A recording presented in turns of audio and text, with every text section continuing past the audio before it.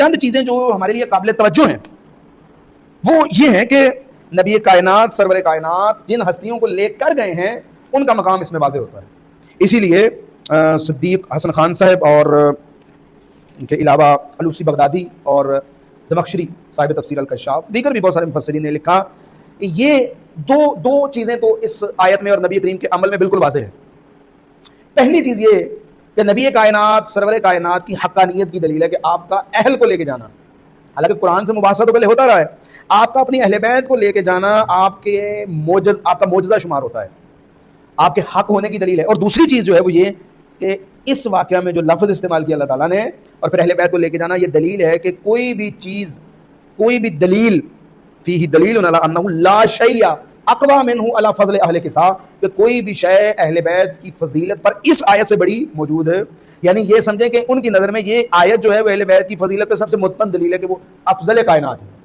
कि नबी करीम सिर्फ उन्हीं का इंतखाब कर। अहले तशय्युअ में भी शेख तूसी रहमतुल्लाह तआला अलैह ने एक बहुत खूबसूरत इस्तिदलाल किया। उन्होंने कहा देखें किस मौके और महल पे लेके जा रहे हैं अहले बैत कि अगर इन औसाफ की हामिल कोई और शख्सियत भी होती तो नबी करीम उसका इंतखाब करते, क्योंकि जा रहे हैं कज़्ज़ाबीन के मुकाबले में, काज़िबीन के मुकाबले में, झूठों के मुकाबले में, लिहाजा नबी कायनात उसका भी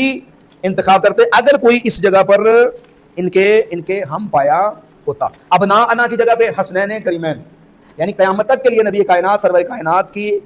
बच्चों की सूरत में, बेटों की सूरत में, औलाद की सूरत में मौजूद रहेंगे तो इमाम।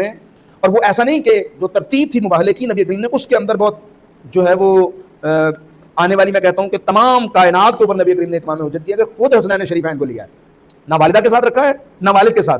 खुद रखा है ताकि मालूम हो कि ये बच्चे होने की वजह से नहीं जा रहे, बल्कि मैं खुद लेके जा रहा हूँ और अब अना की जगह पे लेके जा रहा हूँ। यानी कहते हैं कि इमाम हुसैन को उठाया हुआ था सरवर कायनात ने और इमाम हसन को जो है वो सादियों चला रहे थे और आगे आगे मौजूद है, पीछे सैयदा कौनैन सलामुल्लाह अलैहा और उनके पीछे अमीरुल मोमिनीन, ताकि कल को कोई ये ना कहे तो देखे ना अली जैसे बहादुर को, जंगजू को नबी करीम लेके जा रहे थे फ्रंट पे, तो उन्होंने देख के डर के जो है वो ना बिल्कुल आखिर पे रखा।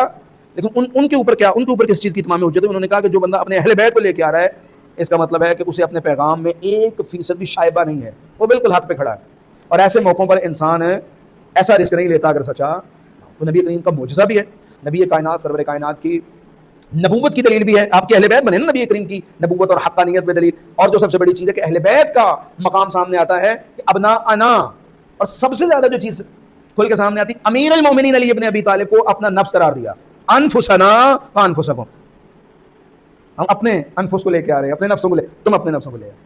अगर कोई और भी अमीरुल मोमिनीन का हम पाया या आपसे अफजल होता तो फिर वो जाता।